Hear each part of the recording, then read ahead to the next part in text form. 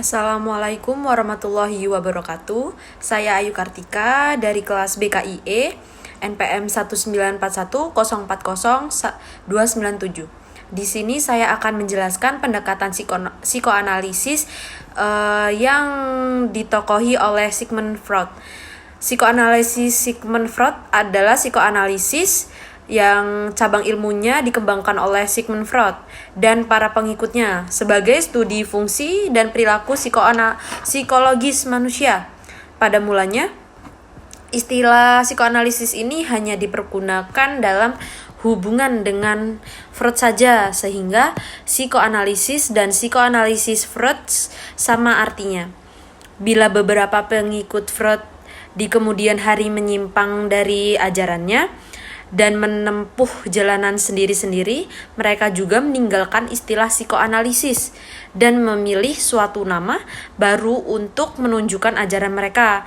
Contoh yang terkenal adalah Carl Gustav Jung dan Alfred Adler yang menciptakan nama psikologi analitis, yang bahasa Inggrisnya analytical psychology dan psikologi individual. Psikoanalisis memiliki 3 penerapan. Suatu metode penelitian dari pikiran. Yang satu, suatu metode penelitian dari pikiran. 2, suatu ilmu pengetahuan sistematis mengenai perilaku manusia. Ketiga, suatu metode perlakuan terhadap penyakit psikologis atau emosional. Teori psikoanalisis dikembangkan oleh Sigmund Freud.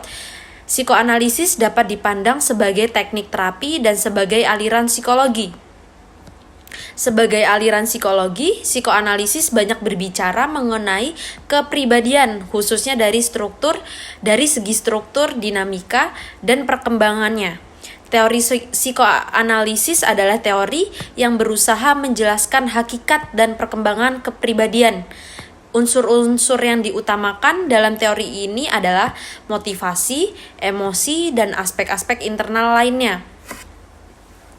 Teori ini mengasumsikan bahwa kepribadian berkembang ketika terjadi konflik-konflik dari aspek-aspek psikologis tersebut yang pada umumnya terjadi pada anak-anak atau usia dini.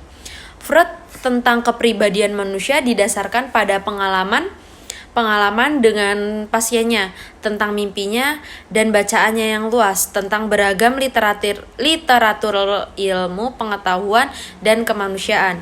Pengalaman ini menyediakan data yang mendasar bagi evolusi teorinya.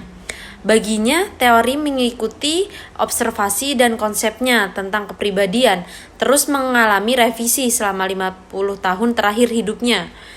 Sekian penjelasan dari saya. Wassalamualaikum warahmatullahi wabarakatuh.